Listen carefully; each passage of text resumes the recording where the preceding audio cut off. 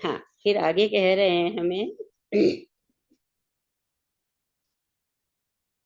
अब तक तुम कहते रहे हो, जो कहा सो कहा, अब भी ठीक कर लो, अपनी कुलीनता की इबारत लिख लें।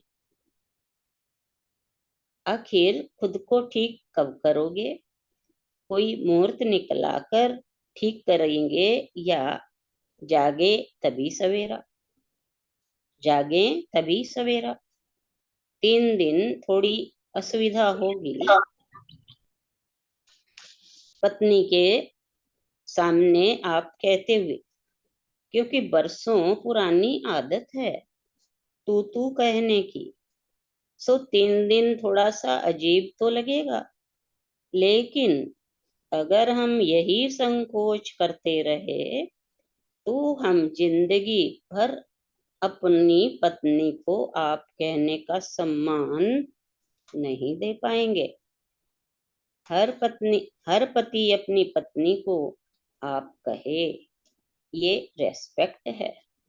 मैं अपनी ओर से यह पाठ सिखाना चाहूंगा कि रेस्पेक्ट की शुरुआत माँ बाप से बाद में करिए, पत्नी से पहले शुरू करिए, क्योंकि वहीं पर आकर आप कमजोर पड़ जाते हैं। सबको आप कह दोगे, लेकिन पत्नी को आप कहने में झिझकोगे। आपकी पत्नी आपके घर की लक्ष्मी है। और यहाँ तो कोई सुनने वाला ही नहीं है, सुनीता। हाँ माँ।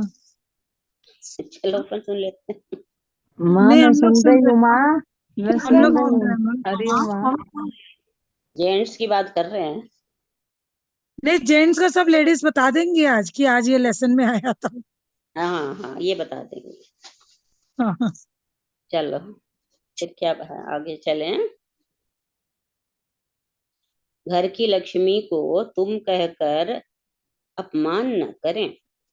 जहाँ नारी का सम्मान होता है, वहाँ कुल देवता स्वतः रमण करते हैं।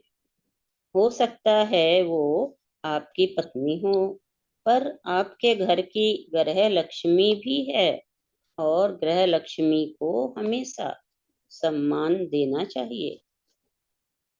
हमारी संस्कृति कहती है, यत्र नार्यस्त पूज्यन्ते रमन्ते तत्र देवता।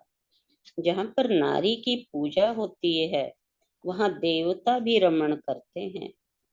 मैं पूजा की बात फिलहाल नहीं कहूंगा, पर तुमसे आप कहने की आदत आज से ही शुरू कर देंगे तो समझ लूंगा आपने नारी की पूजा कर ली, लक्ष्मी जी के कृपा पात्र बन गए। सम्मान के बदले सम्मान लौट कर आता है, और अपमान के बदले अपमान। केवल खुद ही आगे मत आते रहिए। अरे आप तो आगे हैं ही, पिछड़ों को भी आगे लेकर आइए।